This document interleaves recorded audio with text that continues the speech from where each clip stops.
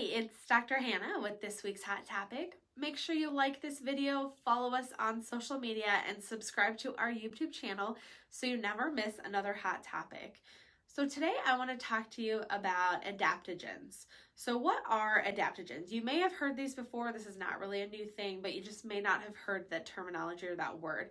So basically, adaptogens are non-toxic plants that are marketed as helping the body kind of reset stressors of all kinds. So these stressors can be physical, chemical, or biological. So any stress you can think of, adaptogens are really good for it. So adaptogens basically do for your adrenal glands what exercise does for your muscles. So to kind of put this in perspective as an example, so when we exercise, it is a stress on our body. Granted, exercise is good, but it's still a stress. So as we continue to train and exercise, our bodies become better at dealing with the type of stress. So we don't get as sore or tired, and we don't get as fast of a heart rate or as high of a heart rate as we do when we exercise as we start to get used to it. So when you take adaptogens, you're training your body to actually handle the effects of stress, and you get this nice balanced internal homeostasis, what you call it. So how do adaptogens work? So this plant does by interacting with a hypothalamic pituitary adrenal axis, or your HPA axis, and your sympathoadrenal system. So both of these are involved in the body's stress response, and they work together to kind of basically make your body sound when you're under stress. So adaptogens can tweak the hormone production and the physiological response to stress to ensure that your body, whether the stress is again from your mind, your immune system, your energy levels, any kind of stressors function as it should and maintain that balance or homeostasis in the body, which is what you want. You always want homeostasis. So what are these best adaptogenic herbs? So you may have heard a couple of them, but each adaptogen has a slightly different function. So it really just kind of depends on what you're trying to, specific ailment you're experiencing or what you're trying to clear out, depends on which adaptogen you want to use. So some of the more common ones that you may have heard just thrown around, again, even if you don't know what adaptogens were, so like ashwagandha or Asian ginseng, it's good to soothe long-term sources of stress and the hormone imbalances that may result from it. There's Siberian ginseng, there's rhodiola, there's Cisandraya, which can help meditate or fight the stress response. So people who use the Siberian ginseng, they boost the immune system, physical stamina, and sexual health.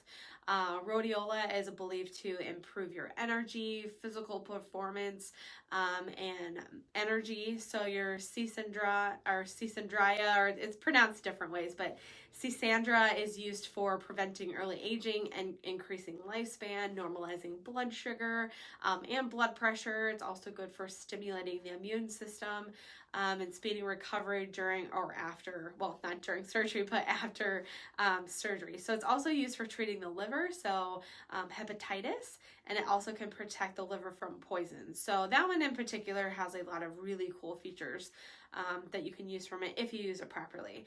So how do you add adaptogens to your diet? So you can either use them, sip them through like an adaptogen tea, or you combine tinctures with waters. You can also add the adaptogens to foods you're already eating, and you can buy this pre-mixed powder to kind of spice up anything from smoothies to soup, salads, dressings, anything that has like a liquid form. Adaptogens are kind of hard in a pill form because they're not really regulated. So unless you know where you're getting them from, I would stick to more tinctures or teas or anything. So where do adaptogens have side effects? It's more of a common herbal side effect that can interact negatively with prescription medications, which you have to be aware of. And just like any other plant, people who have allergies to certain plants can cause more of the gastrointestinal distress for some people. So again, with all of these adaptogens, just a word of caution. So people want to take these adaptogens. It's kind of like prescription medications all the time for chronic stress or whatever else, what other ailment they're dealing with, and they don't want to manage it otherwise. So yeah, it is easier to take a pill to change your lifestyle or take a tea, but getting to the root cause of what's causing the stress in your life is actually going to be really healthier for you in the long run.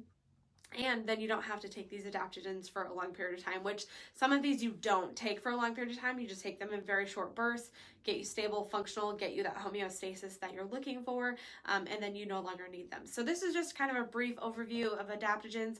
There's a ton out there. Again, you can just do your research.